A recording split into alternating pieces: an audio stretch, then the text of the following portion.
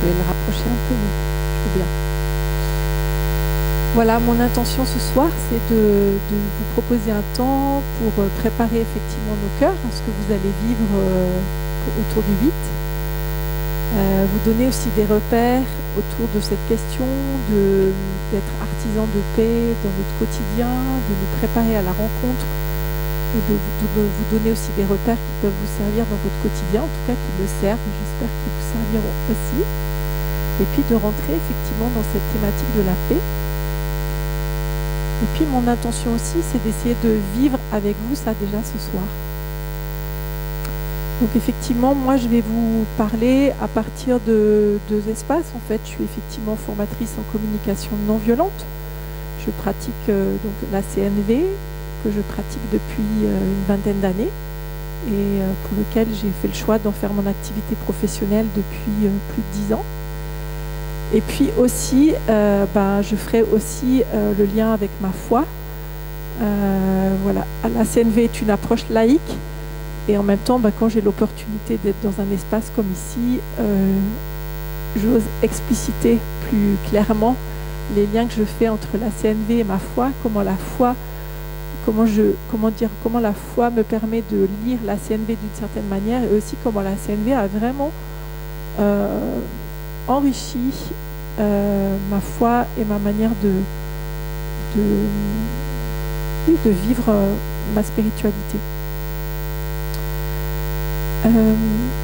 Ce que j'ai envie de vous dire déjà, c'est pour préparer cette, je ne sais pas si on l'appelle conférence ou présentation, voilà, je me suis déjà dit, qu'est-ce qui se passe pour moi étant là devant vous? Et la première chose que j'ai envie de vous dire, c'est que quand je fais une présentation comme ça, au départ, j'ai le trac. Et je crois qu'en fait, c'est une bonne chose, en fait. C'est-à-dire, je crois que le trac que je peux avoir ou que chacun peut avoir avant d'aller à la rencontre de personnes, il y a quelque chose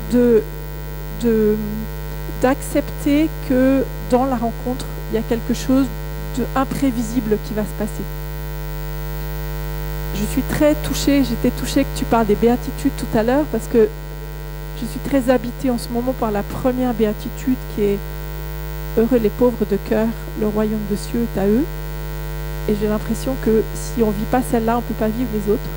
En tout cas, c'est comme ça que je le comprends aujourd'hui. Et que si je veux être dans la rencontre, c'est que j'accepte qu'il y a quelque chose d'imprévisible qui va se passer. Sinon, il n'y a pas de rencontre.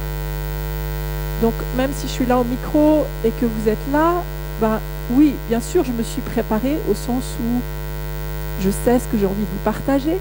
J'ai écrit des petites choses au cas où je perds le fil de mon topo. Je me suis préparée matériellement pour être à l'heure. J'ai apporté un peu de matériel. J'ai préparé avec un petit groupe pour mieux entendre quelles étaient vos attentes. Donc, j'ai préparé des choses de mon côté. Et en même temps, il y a quelque chose qui est de l'imprévu de ce qui peut se passer en moi, parce que je sais combien, à certains moments, je peux être prise par des émotions, je peux perdre le fil de ce que j'ai envie de vous dire, je peux être touchée par une question, une réaction de quelqu'un.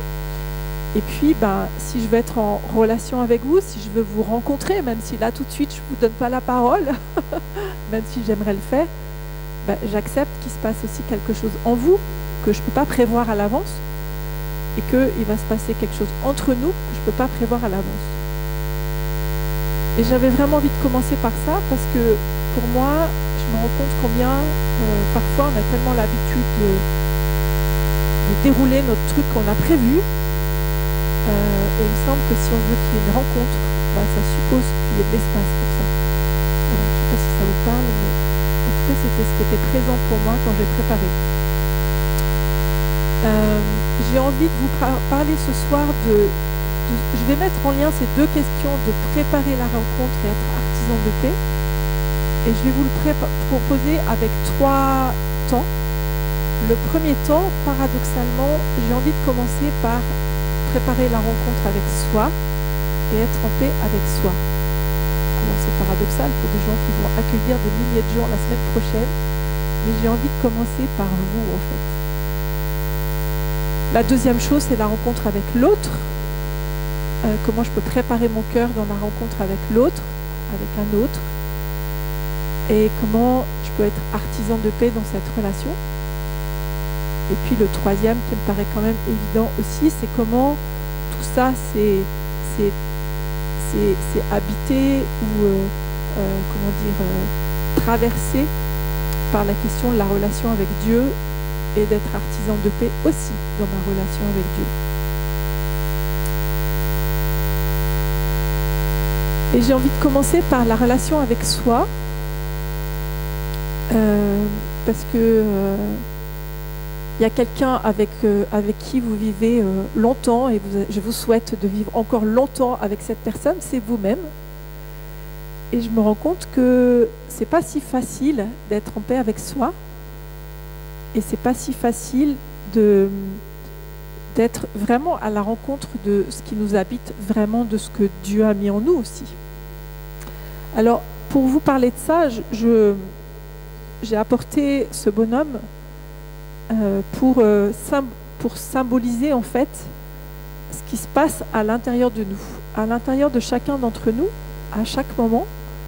Il se passe des choses sur 5 plans différents. La CNV l'a montré, mais il y a aussi beaucoup de courants psychologiques qui le montrent. Alors c'est symbolique, hein, c'est pas un cours d'anatomie, hein, c'est juste symbolique et moi ça m'aide à le retenir et j'espère que ça vous permettra de vous en souvenir. Le premier registre qui est représenté par ces petits nuages-là, c'est tout ce qui est produit par notre mental, par notre intelligence, nos pensées, nos jugements, ce qu'on pense qu'il faut faire, ce qu'il faudrait faire, ce qu'il ne faut pas oublier pour la semaine prochaine. Voilà. Il y a des tas de choses qui se passent dans notre mental. Pendant que je vous parle, voilà, j'analyse, savoir si j'arrive à parler assez fort pour que les personnes au fond elles puissent parler. J'essaye de faire attention à mon temps, j'essaye de faire attention à mon fil. Voilà. Et il y a des choses qui se passent au niveau de notre intelligence et de notre mental. Le deuxième registre, qui est représenté par les yeux, les oreilles. Alors il est jaune, c'est pas parce qu'il a la jaunisse, c'est juste symboliser le fait de voir clair. Quand pour voir, il faut qu'il y ait de la lumière.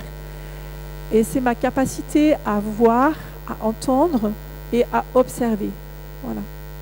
Observer ce qui se passe en moi, observer ce qui se passe en l'autre quand on va être dans la relation avec l'autre, mais ma capacité à voir et entendre, je pense qu'on a tous l'expérience aussi de notre incapacité à entendre et parfois, voilà, quelqu'un nous dit quelque chose, on l'interprète. Voilà, je ne sais pas si ça vous arrive, mais moi ça m'arrive qu'on me dise quelque chose et puis que j'entends autre chose que ce qu'on m'a dit. Et de préférence, j'entends ce qui me fait le plus souffrir. Mais ça, c'est moi, peut-être que vous n'êtes pas comme moi.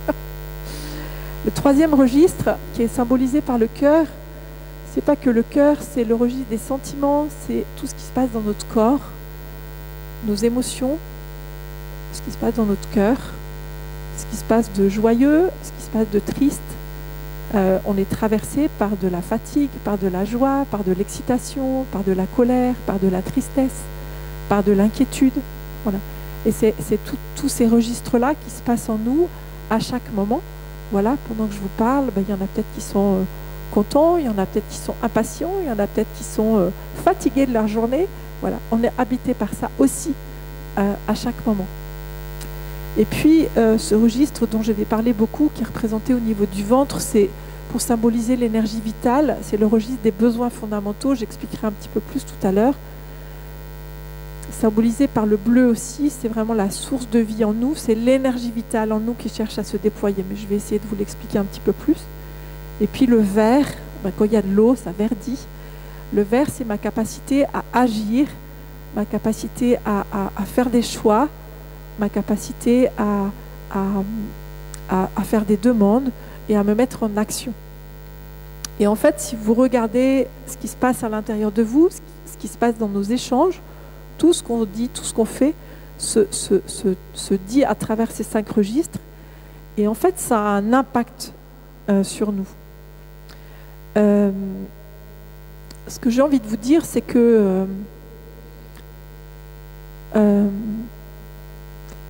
pour la plupart d'entre nous, ces registres sont très mélangés. et on fait beaucoup de confusion. Par exemple, je croyais, moi, que quand je me sentais dévalorisée, c'était un sentiment alors que c'est une pensée. Je pensais que quand j'avais besoin d'avoir raison, c'était un besoin. En fait, c'est pas un besoin.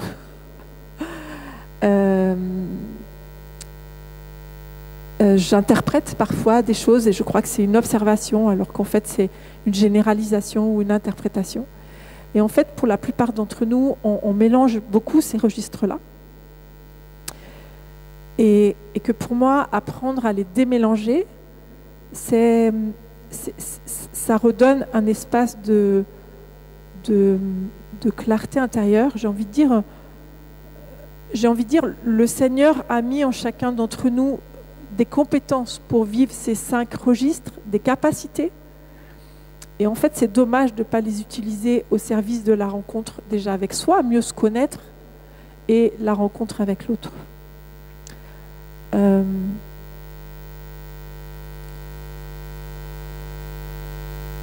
Moi, je voudrais vous parler dans la relation avec soi, je vois qu'on a déjà 2 obstacles pour être en paix avec soi.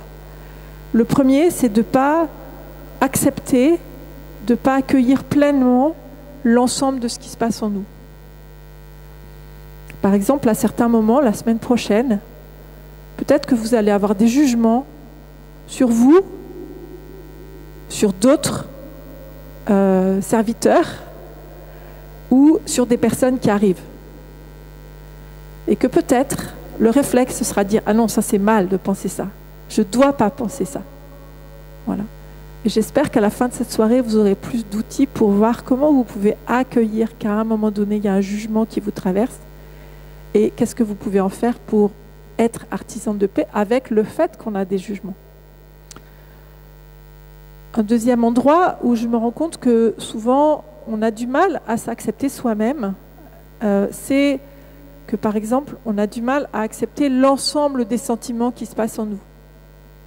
Je peux imaginer, par exemple, si je me projette la semaine prochaine et que j'étais serviteur à votre place, et qu'à un moment donné, il y a quelqu'un qui me parle, et en fait, ça fait 10 minutes que je l'écoute, et en fait, je commence à m'ennuyer. Ou je commence à trouver que, c'est bon, quoi. Voilà. Et que je commence à avoir de l'impatience. Et qu'il y a un risque que je veuille dire, ah non, il ne faut pas être impatient, il faut être gentil, il faut être content, il faut être joyeux. Mais il y a peut-être des moments où je vais peut-être traverser des moments où je ne serai pas là-dedans. Et le risque, c'est que je me fasse violence en disant, ah non, ça, c'est pas bien, il ne faut pas écouter ça. Je ne sais pas si ça vous parle, mais voilà, ça peut être la fatigue, ça peut être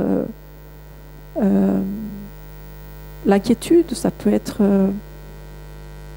voilà. Et donc, voilà, l'invitation à ce que je puisse accueillir tout ce qui se passe en moi. Après, je vais vous expliquer un petit peu comment je peux en faire quelque chose qui permette d'être artisan de paix. L'autre obstacle dont j'aimerais vous parler, c'est notre difficulté à accueillir nos jugements. Et pour nous, en particulier chrétiens, j'observe que ce n'est pas très facile d'accueillir les jugements. Alors, comme toute généralité, elle est fausse. Peut-être qu'il y en a qui sont très à l'aise avec les jugements. Alors, je vais parler de moi, ce sera plus facile. Avant de découvrir la CNV, j'avais entendu dans l'Évangile qu'il ne fallait pas juger. Vous avez peut-être entendu ça aussi. Et donc, je me disais, il ne faut pas juger. Donc, c'est mal de juger. Mais si c'est mal de juger, c'est que je juge que les jugements, c'est mal. Et donc, régulièrement, dans ma vie, j'avais des moments où j'avais des jugements sur moi, des jugements sur des autres, et je me disais, ah non, ça, c'est pas bien. Ça, c'est mal. Mais du coup, quand je dis ça, en fait, je suis en train de me juger. Et du coup, j'étais assez embarrassée. Et doublement embarrassée quand je lis l'Évangile et que je lis que Jésus, par exemple, il traite des gens d'hypocrites. Il traite les gens de conducteurs aveugles. Il dit à des gens, vous ressemblez à des tombeaux blanchis. Je trouve que quand même, il exagère. Parce que ça, quand même, c'est un jugement. Je me dis, c'est quand même bizarre, parce que Jésus, il ne fait pas ce qu'il dit. Voilà, ça m'embarrassait beaucoup. Je ne sais pas si ça vous parle. Et Et du coup, ce que j'ai envie de vous proposer dans la relation avec soi, dans comment être en paix avec soi, il y a vraiment une question d'un chemin et d'un chemin de conversion. Qu'est-ce que je peux faire pour accueillir les jugements que j'ai à l'intérieur? Et qu'est-ce que je vais faire pour les transformer, pour en faire un chemin de paix? Parce que c'est sûr que si je vais voir quelqu'un en pensant qu'il ressemble à un tombeau blanchi, la relation, ça va être un peu compliqué, la rencontre va être un peu compliquée. Ou si moi-même, je me juge comme ça, c'est compliqué d'être dans la bienveillance avec moi et dans l'accueil et l'amour de moi. Est-ce que je peux me regarder moi-même avec la manière dont Dieu me regarde si moi-même je me juge durement? Et je me rends compte que souvent on est très capable de se juger assez durement. Donc ce que je voudrais vous proposer dans la relation avec soi, c'est vraiment ce chemin de transformation, j'ai envie de dire de conversion que propose la CNV. La CNV parle de non-violence. Ce n'est pas pour dire qu'il n'y a pas de violence, c'est pour apprendre à reconnaître la violence qui est en nous et à la transformer. Alors je vais vous proposer un petit exercice, c'est imaginez que vous êtes serviteur la semaine prochaine. Vous appelez ça serviteur pour la semaine prochaine, ça vous va? Ou serviteur, serviteuse, je ne sais pas comment on dit pour les femmes, mais bon. Pour la semaine prochaine, alors ceux qui sont inscrits, vous vous imaginez, vous vous projetez dans ce moment-là. Et puis ceux qui ne sont pas inscrits, vous faites un effort d'imagination ou alors vous vous inscrivez à la fin de la soirée, c'est au choix. Quand vous imaginez cette rencontre la semaine prochaine, comme ça, spontanément, qu'est-ce que vous vous dites? Vous avez peut-être des jugements positifs, des pensées, voilà. Et je vous invite pendant 2 minutes à échanger avec votre voisin, votre voisine, voilà. Juste spontanément, sans réfléchir, qu'est-ce que vous vous dites quand vous pensez à la semaine prochaine? Ok ?